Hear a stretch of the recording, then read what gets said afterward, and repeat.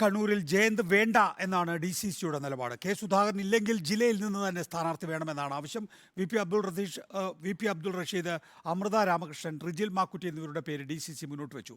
ജയസാധ്യത ഇല്ലാത്ത നേതാക്കളെ പരിഗണിക്കരുത് എന്നും സാമുദായിക സമവാക്യങ്ങളും പരിഗണിക്കണമെന്നും DCC നേതൃത്വം ആവശ്യപ്പെട്ടു.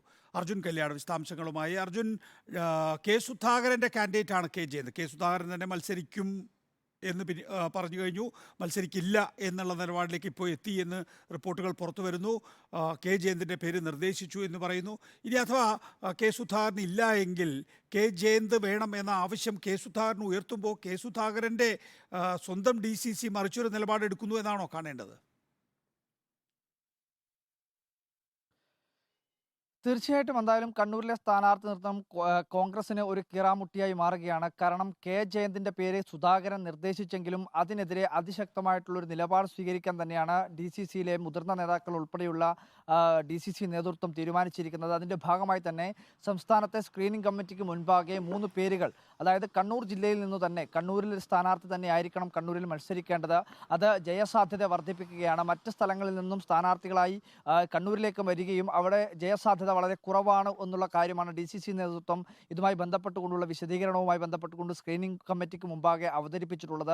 എന്തായാലും പ്രധാനമായും 3 പേരുകളാണ്. ആദ്യഘട്ടത്തിൽ മുൻ മേയർ TO മോഹനും അതുപോലെ തന്നെ VP അബ്ദുൾ റഷീദും അതിന് പുറമെ അമൃത രാമകൃഷ്ണൻ തുടങ്ങിയിട്ടുള്ള പേരുകളെല്ലാം ഉയർന്നു വന്നിട്ടുണ്ട്. ആ കാര്യങ്ങൾ ഒന്നുകൂടി ആവർത്തിക്കുകയാണ്. പക്ഷേ സാമുദായിക സമവാക്യങ്ങളെല്ലാം കൃത്യമായ രീതിയിൽ പരിഗണിക്കപ്പെടുകയും അങ്ങനെ വരികയാണെങ്കിൽ മലബാറിൽ ഒരു മുസ്ലിം സ്ഥാനാർത്ഥി എന്ന രീതിയിലേക്കുള്ള പരിഗണന ഉണ്ടാവണം എന്നുള്ള കാര്യമാണ് DCC നേതൃത്വം ഔദ്യോഗികമായി തന്നെ സംസ്ഥാന നേതൃത്വത്തിന് മുമ്പാകെ അവതരിപ്പിച്ചിട്ടുള്ളത്.